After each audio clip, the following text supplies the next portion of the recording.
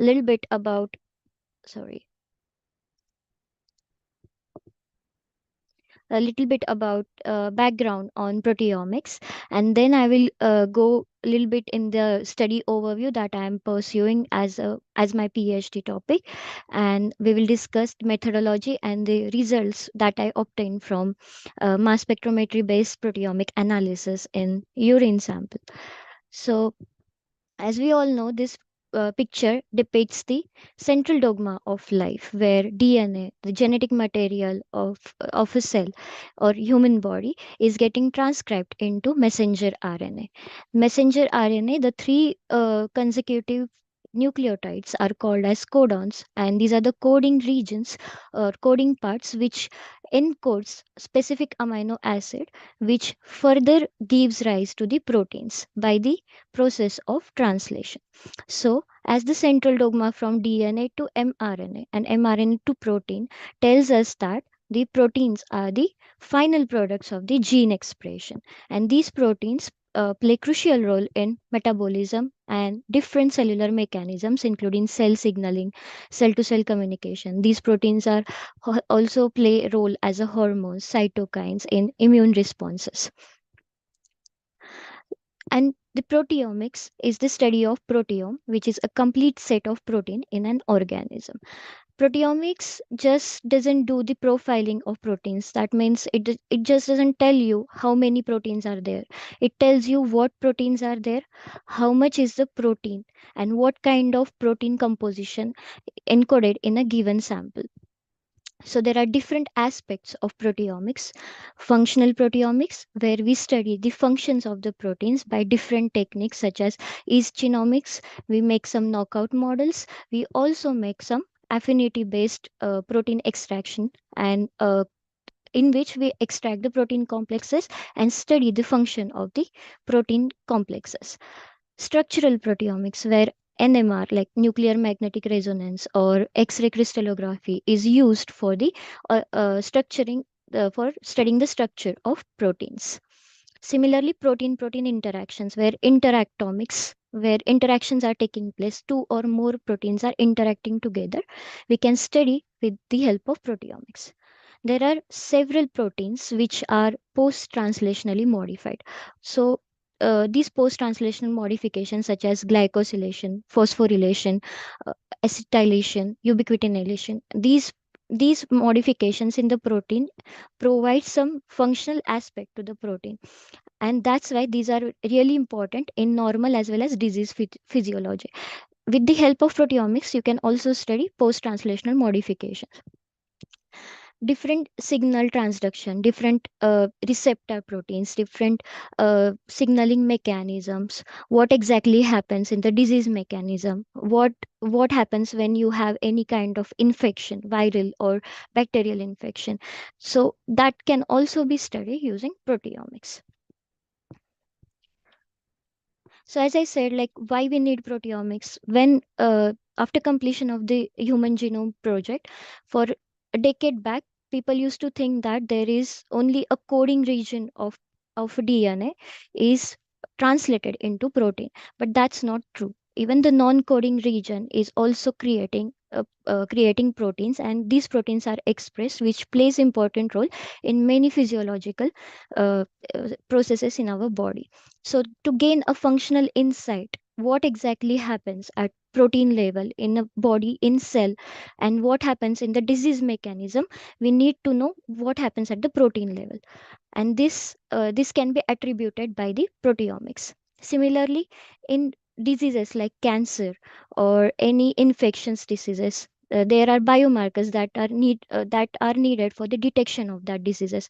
In case of cancer, the early detection is very critical, and for that reason, people are now trying to discover the different biomarkers that play crucial role in detection of these kind of cancers. These all biomarkers are protein based biomarkers, and if we need to know the what proteins could play a biomarker role, we need to do the proteomics.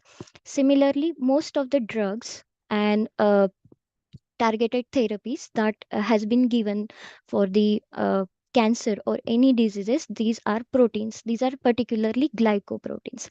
So we need to know the proteomics. If you know the proteomics, if you do proteomics, you can know what kind of treatment you can give, even in the personalized medicine kind of setup, where every now with the advancement in the science, we are now moving towards the era of personalized medicine.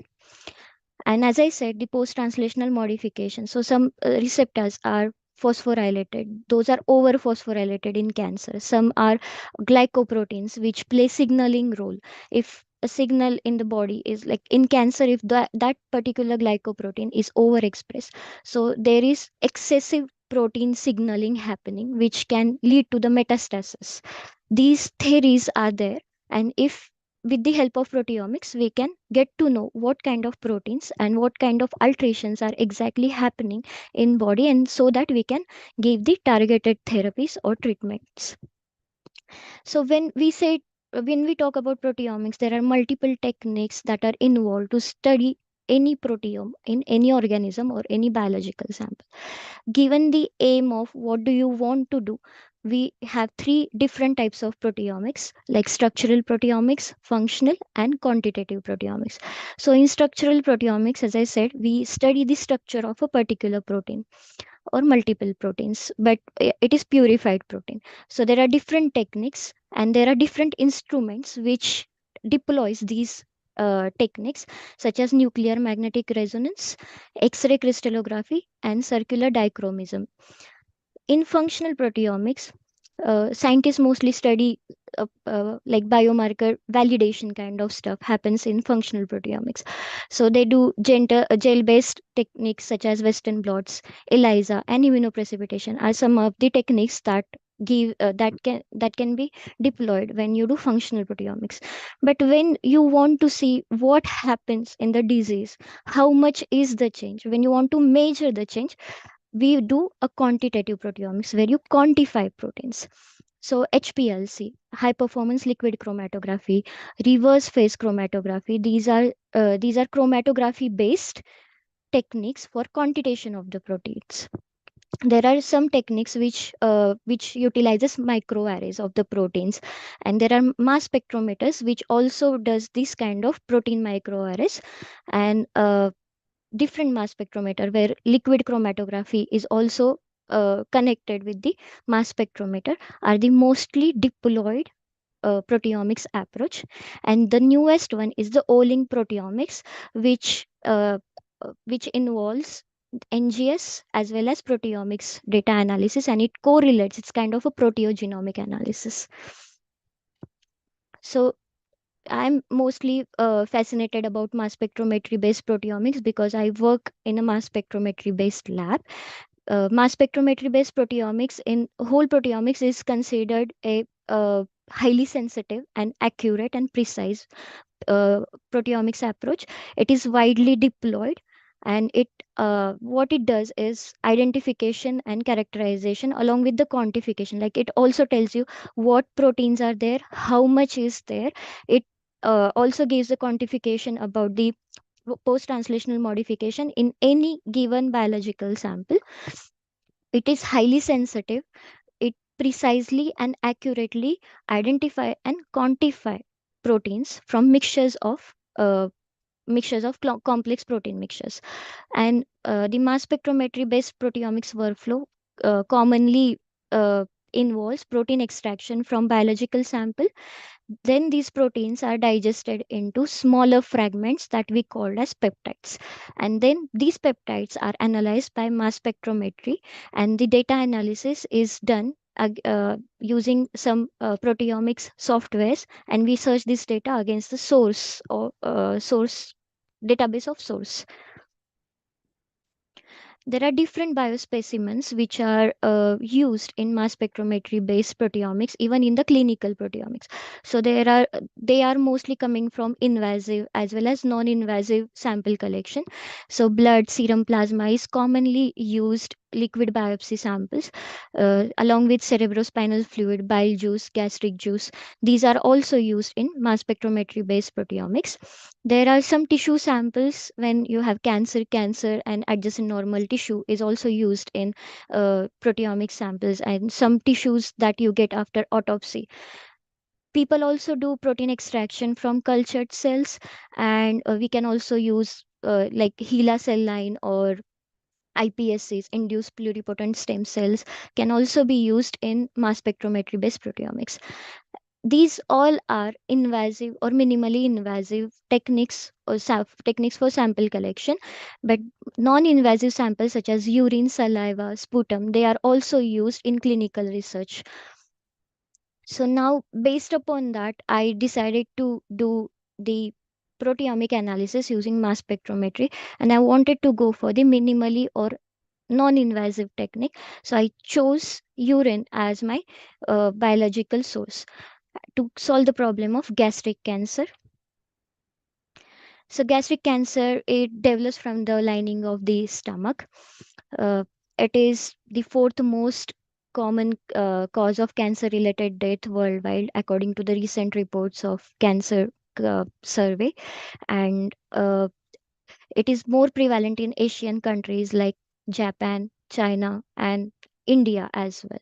There are many risk factors which are involved in this, associated with this progression of gastric cancer, but helicobacter pylori infection is a major risk factor for gastric cancer. The clinical presentation of gastric cancer or any gastric cancer at early stage is asymptomatic, and it is usually diagnosed at the late stage.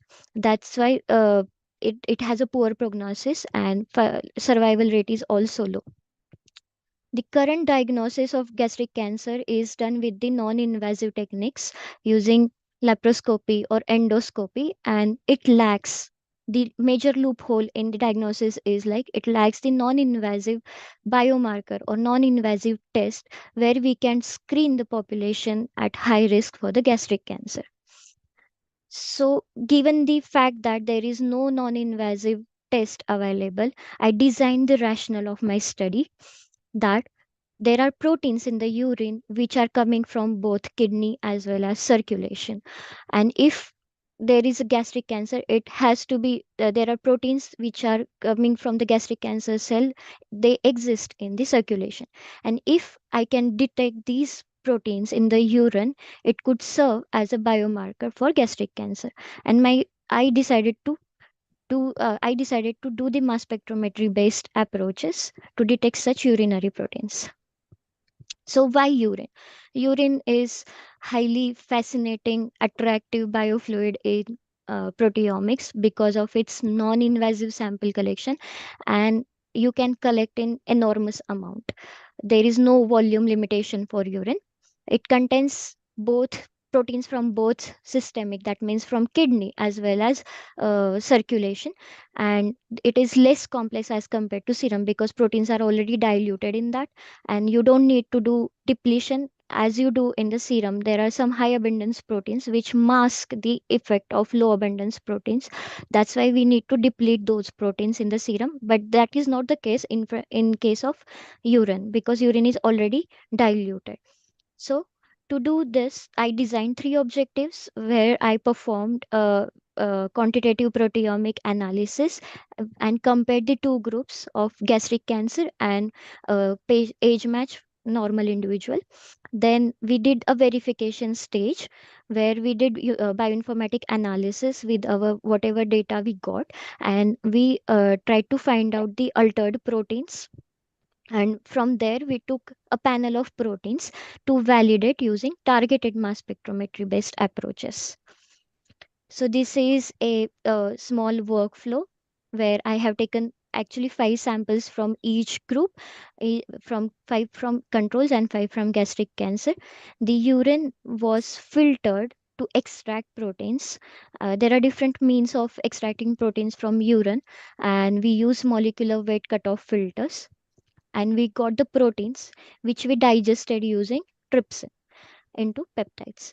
And these peptides were then labeled with TMT tags, tandem mass tags.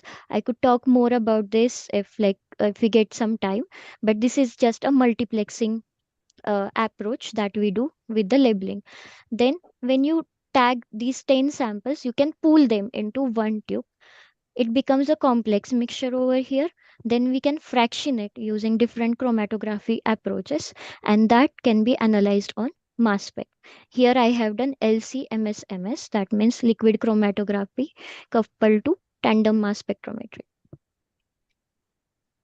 This is the summary where when I said I fractionated samples, I fractionated them into 96 fractions, into 96 wells, and then I concatenated into 24 fractions. They were clubbed together into 24 fractions. They were analyzed on Orbitrap fusion from Thermoscientific. It is a mass spectrometer. Orbitrap is the detector type. And there are softwares which are available for analyzing the raw data from the uh, mass spectrometer against the database. So this is the software that we use. And after searching against the database, I got around 1,500 proteins. And from there, we did statistical analysis to check which were significantly dysregulated proteins.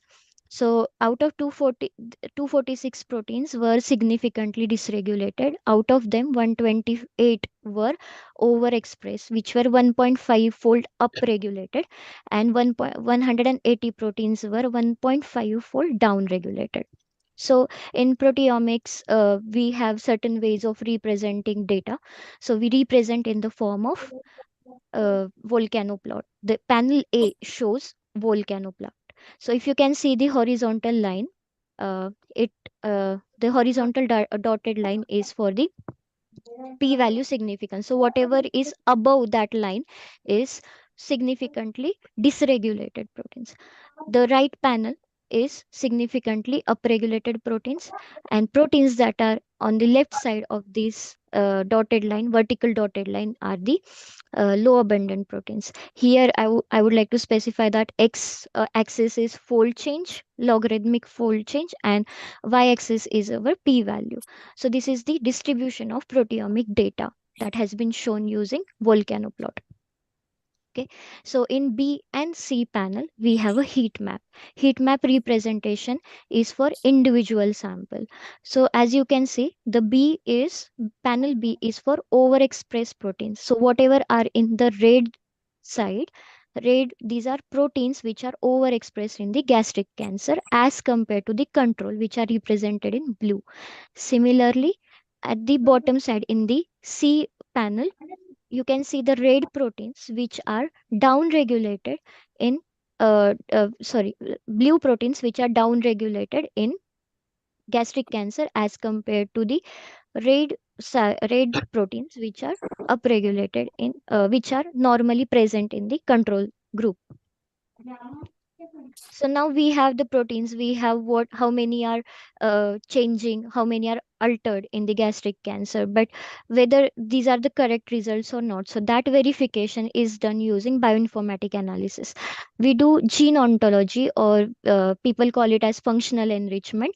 There are online tools available for it, where you do the functional enrichment, or where these proteins are coming from. Are they cellular or not? Are they extracellular or not? What are the biological processes they are involved in? We want to know that.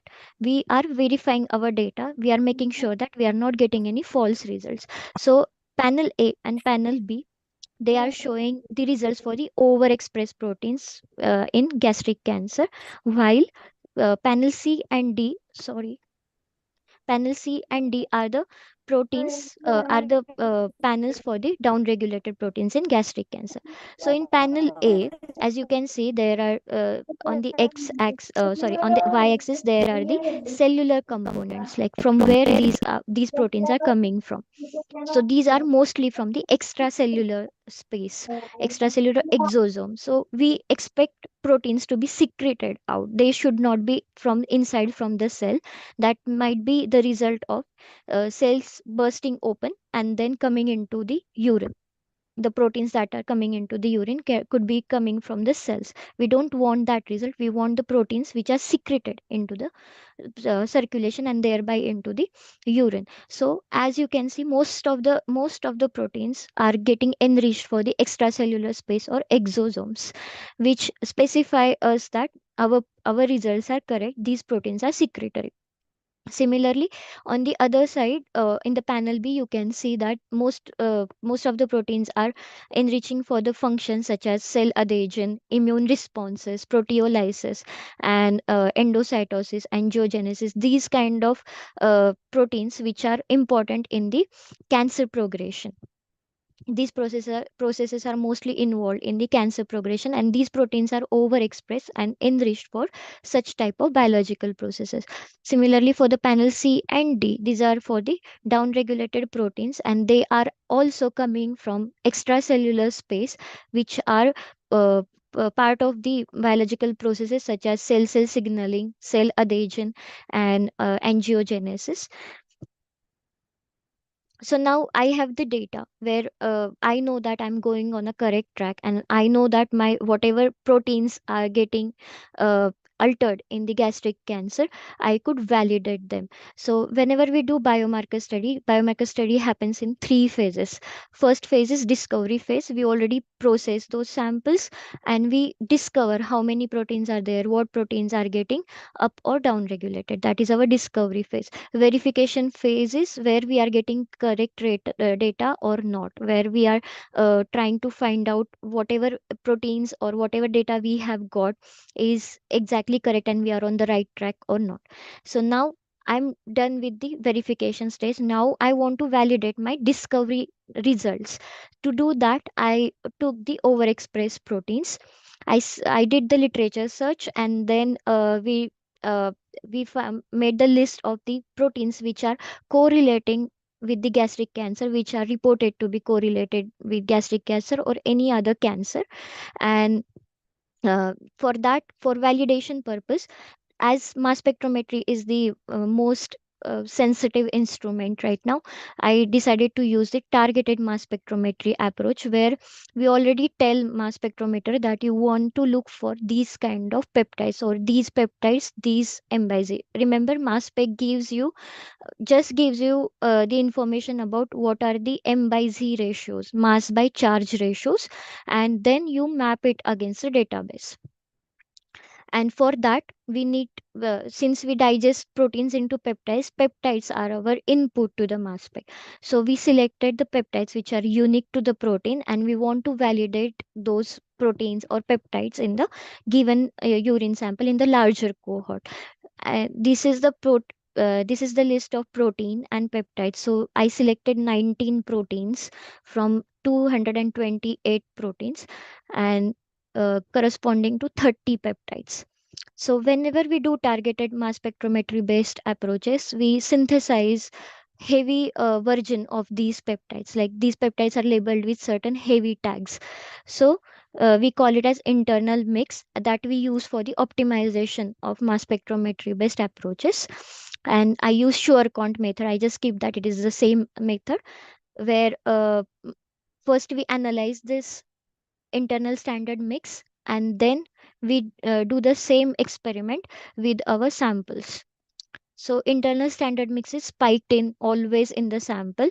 We use it as a reference for our own study, and then with the help of mass spectrometer, these reference standards are triggered and targeted for the endogenous analysis. This is little bit technical. I won't go into deeper things into this. So summary was like, we took 30 peptides and we had 30 samples for validation, coming from 12 were from control, and there were 19 samples, but one sample I had to discard. So 30 samples, and we validated out of 30 peptides, we were able to validate 19 peptides. And after statistical analysis, we got p value significant 8 peptides. So these are the results. Generally, we show the results in the box plot or scatter plots in proteomics. So uh, the upper side, let me just switch on pointer. So as you can see, carbonic anhydrase, it is the protein, and this is a peptide that we validated coming from this protein. The y-axis represents relative abundance, and x-axis is for control and gastric cancer groups. So as you can see in all the samples, gastric cancer, this peptide is abundant in gastric cancer as compared to the control group. Similarly, for complement factor 1, sortilin, and vitronectin, these are the four proteins that I validated using mass spectrometer, which could serve as biomarker. Now, I cannot just say that these could serve as a biomarker. I need to do the biomarker assessment. For that, we do ROC analysis, receiver operating characteristic analysis, to check the sensitivity and specificity of the biomarker, whether it is effectively distinguishing between gastric cancer and control or not.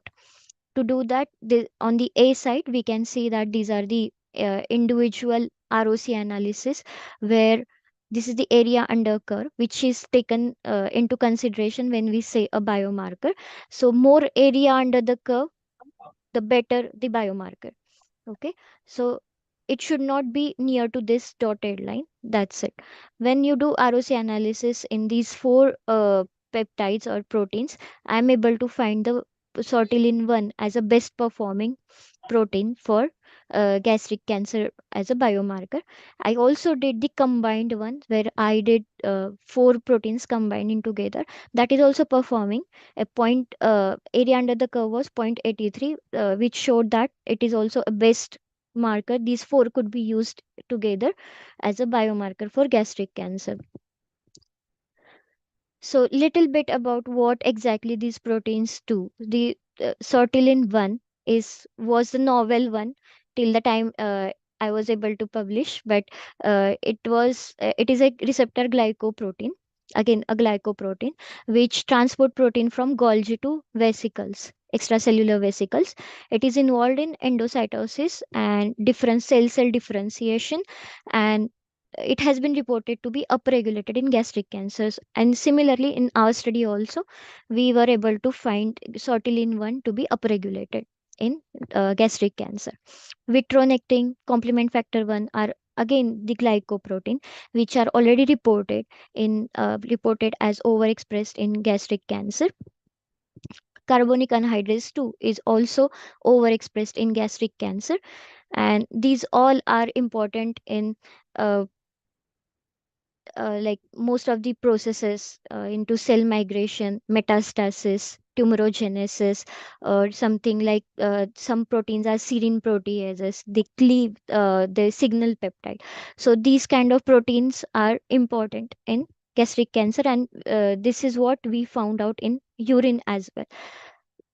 Since we are using urine, uh, it is non-invasive process, and it could be used for screening the population which is at higher risk. So all these samples, all these patients were belonging to the age from 40 to 60, which I came across to be a high risk population for gastric cancer. So if you have a non-invasive biomarker testing available with you, you can easily screen the large cohort.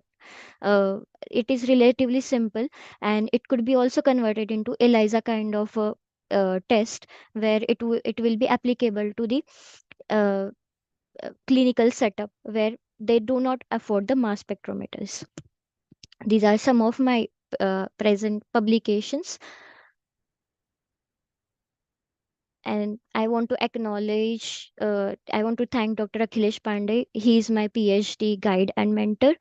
I want to also thank Dr. Deshmukh and Megha and now Swati, because they have given me the platform to to talk about my work and discuss about my work. S- Thank you. I'm open to any questions. Yeah, now thank you, Neha. I would like to request the participants if they have any questions, they can unmute themselves and then ask one after the other.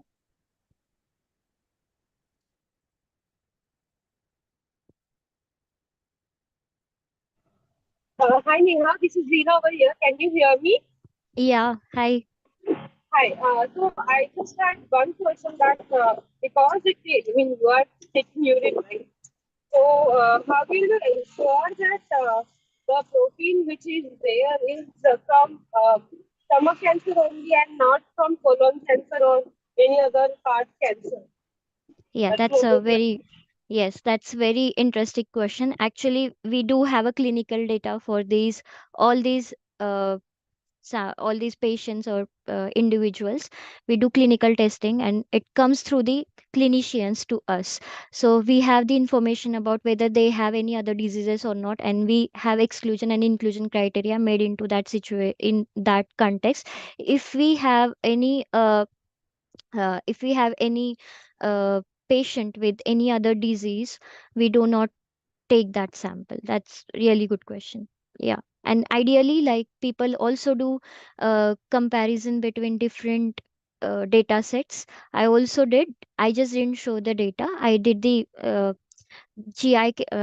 tract, whichever data is available, whether the proteins are coming from any other thing. But since our clinical data also correlates with the findings, we went ahead with that. No, actually, why I asked you this question is because you have selected particularly stomach cancer sample site, but what in the actual laboratory is like we don't know whether the patient is suffering from cancer or not. A. Second, if we know that the patient is suffering from cancer, okay, then can we differentiate between different cancers by using urine? I mean, if there is a brain cancer or if there is a stomach cancer or blood cancer, then can we differentiate on the basis of illness spectroscopy from the urine sample? That is what my question is. Yes, you can. There are even studies that people do. You can even go for the distant organs and you can differentiate. Ideally, what people do is they compare whatever data sets are available, like normal, or if I have done gastric cancer, if somebody has done colon cancer in urine, they will. It is ideal to compare all the biological conditions when you do proteomics of urine sample. That people already do. But when you have a clinical data, since it is clinical data, but as your question is like towards more towards like applications of this, yes, you can do that. You can differentiate. Only the thing is, like, if you have everything uh, with you, like every data set, then you have to just compare between all these proteins. And somehow there are specific biomarkers also. There are some proteins which are specific to specific organs, like Mm. pepsin is specific to only stomach. It is not going to be there in brain or colon or anywhere in the GI tract. It is only going to be present in the stomach. So pepsin is already a biomarker, but it is invasive. We also got pepsin in urine, but the levels in the levels of pepsin in some of the sample was not promising. That's why I didn't show that data. I was able to validate them in almost like half of the sample, but I wasn't sure to show that because it was not in most of the sample, 50% sample, and which was not satisfying my criteria about saying it as a biomarker. But there are certain proteins which are specific to specific tissue types and organ system. So yes, you can diagnose them and differentiate them. You have any Did I? panel of proteins from urine Yes. for a colon cancers? For Panel of colon cancer, no, we haven't tried for because colon cancer. if you had done the panel, then Mm-hmm. the earlier question can be answered Yes, for colon cancer, uh, no. It is I did because not panel have the should be colon there. cancer. Panel Yes. should be there. Panel of proteomes must be there and their Colon level. cancer in urine, it is not there. Other Uh, things, like if you have tissue or serum, yeah, I do have a colon cancer yeah, serum panel. yeah. I did compare and I have excluded those kind of proteins which are commonly in the serum or anything.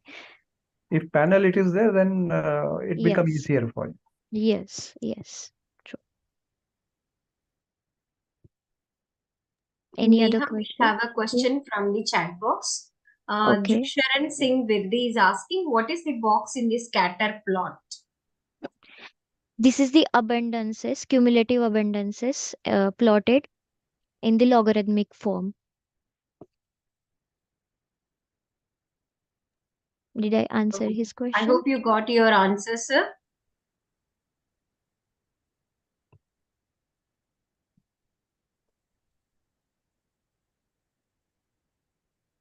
Okay, I got one more question. I think somebody's Yeah. asking that why we took urine sample only. Urine is like, as I said, it is easy to collect, non-invasive. We don't have any limitation on the sample amount or volume. You can collect liters of urine from patient. You can collect at different time points. Like people collect at the morning, early morning, 24 hours, random sampling, random spotting. It's called as urine. That is one of the method where urine is collected.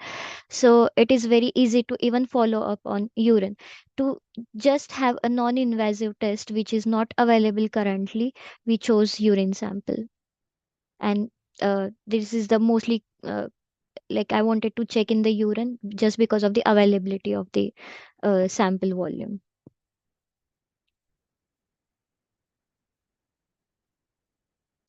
I guess that's what I hope I. I have one question, Dr. Neha. Mm-hmm. Uh, Actually, I have seen your research. It is a very good and informative research you Thank have you. done. Actually, I just want to ask that from your results, uh, can we think that can we go for the production of a test kit, just like pregnancy kit? Can we prepare it? Your I data is don't. enough. Your Yeah. data is enough for the preparation of that test kit. Okay. You want me to what exactly is your question? Cascading what?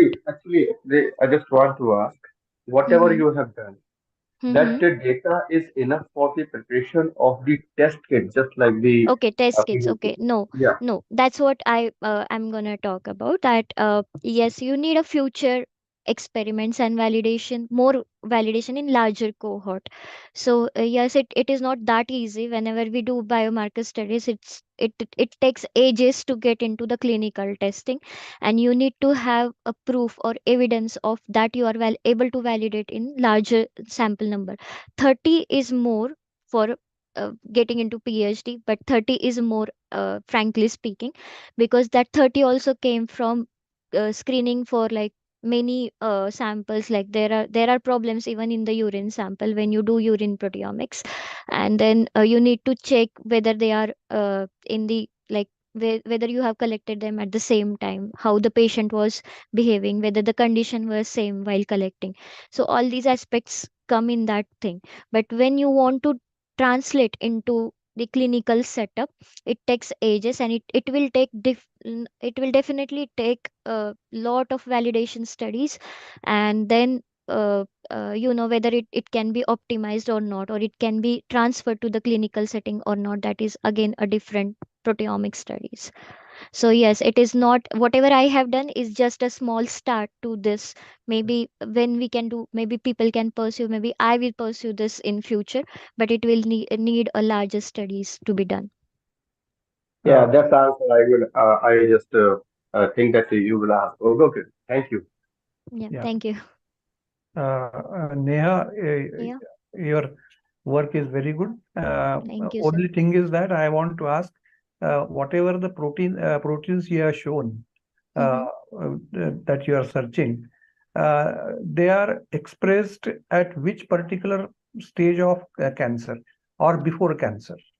They are whatever proteins I have shown Yeah. to you, they are from the second to third stage of gastric cancer. They are not, and only one of the protein which was coming from stage 1 to stage 4 was sortilin 1, and that expression, I didn't included that data, but that expression was actually increasing. Its pattern was actually increasing as the stage As was stage goes. increasing. Yeah. Yes. So that was kind of promising one for Yeah. me, but I would rather say that we need more validation to Yeah. be done in this context. Yeah. I have one more question from you. Yeah. I would like to ask you whether you have done any study to see whether any effective treatment given cancer patient like radiotherapy, chemotherapy, or does the dissection of the cancer disease have decreased this protein level that they have done in the study? And have you studied that whether the decrease or the elimination of the cancer also eliminates the presence of protein in the urine? I mean, can it be the detective thing that whether the therapy is working or not? Yes, people do monitor the drug responses in urine. Mm. There are studies, and this can be done. Yeah. People do that. Yes. Okay, sir. Yeah.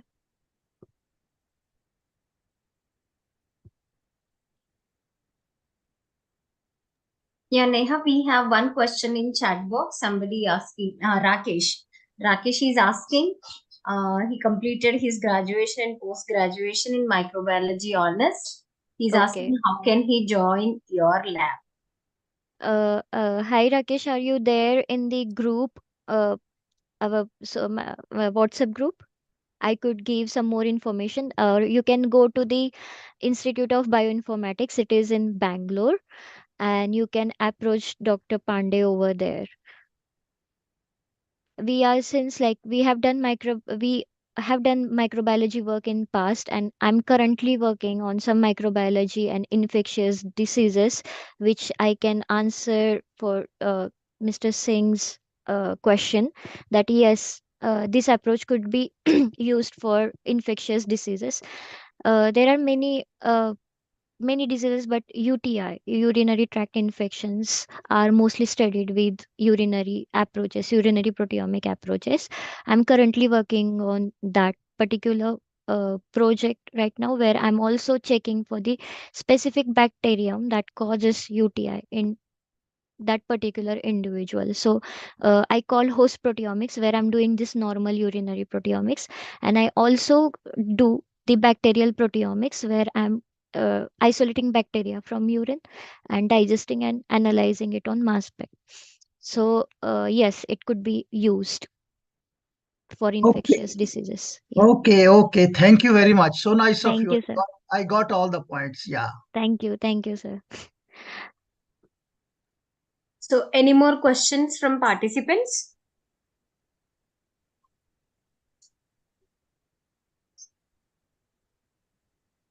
If there are no questions, Arvind sir, can we conclude the session? I think he is not. Yeah, he is there. Hello, hello. Ah, Hello. Yes, Yeah. Yes, you can conclude. And yes, Neha, a Yes, sir. really excellent talk. Thank you, sir. Thank you. It is recorded, and I will give you recording. Sure, sure. Thank you, sir. yes. So, since we don't have any more questions from participants, so we would like to conclude this session. Neha, I would like to congratulate you and thank you for joining Thank us for you. today's session. Your session was really very informative, interesting, and the PPT what you have presented during the session was also very quite crystal clear. So, Thank you, Swati. I hope like I was able to explain it to everyone. I tried my best, yes, and I know it is like proteomics is kind of newer to many people, and yes, I but it is actually evolving, and many people uses it, many scientists uses it. So I'm really happy that I could give this talk and interact with all of you. So yes. thank you, Deshmukh sir. Yes, because the PPT started with the basic definitions also. I hope it would have given a general idea for those who are very new to the proteomics field and for the research scholars, because I think this session was specially organized for all the PhD students. Yeah. So for the research scholars, it will be like an opening mind for them, whichever sector they are doing. I think Yeah. they can open up to the field of proteomics, having a interdisciplinary study for their PhD, what Yes. they're doing. So it was very, very interesting. And I also thank Arvind Deshmukh sir for giving us this platform and Mega for contacting you and Yeah. organizing this session. And we especially thank all our participants who are joined in today's session, without whom this session wouldn't have been possible. So Yes. I thank you would one just and like all. to sorry it's late, but I would just like to give my email ID to you guys. You can yes. contact me if it is in the chat box. Okay. So if you want to contact for further collaboration or anything, please feel free to ask me any question, and also you can give me any suggestions on based upon this presentation. It was really nice to meet you all on this virtual platform, and thank you for your patience. And Thank you. Yes. Good luck and Yes. congratulations. thank you, sir. Thank Did you. you post your mail ID, Neha? I don't think it's there Okay, in the maybe. chat Oh, box. okay, it went to. Okay. Uh,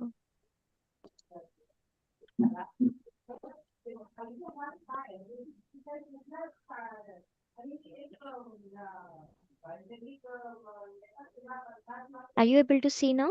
Yes, Yes, yes. it's Yes. Yeah. joshi.neha@mayo.edu. .edu. Yes, Yes. is Neha's mail ID. So for any future collaborations, we can definitely approach Neha. Thank you, Neha, for your Sure. valuable time and your crisp and clear presentation. Thank you for organizing this and giving me opportunity. Thank you, everyone. So now we can leave the meeting. Yes.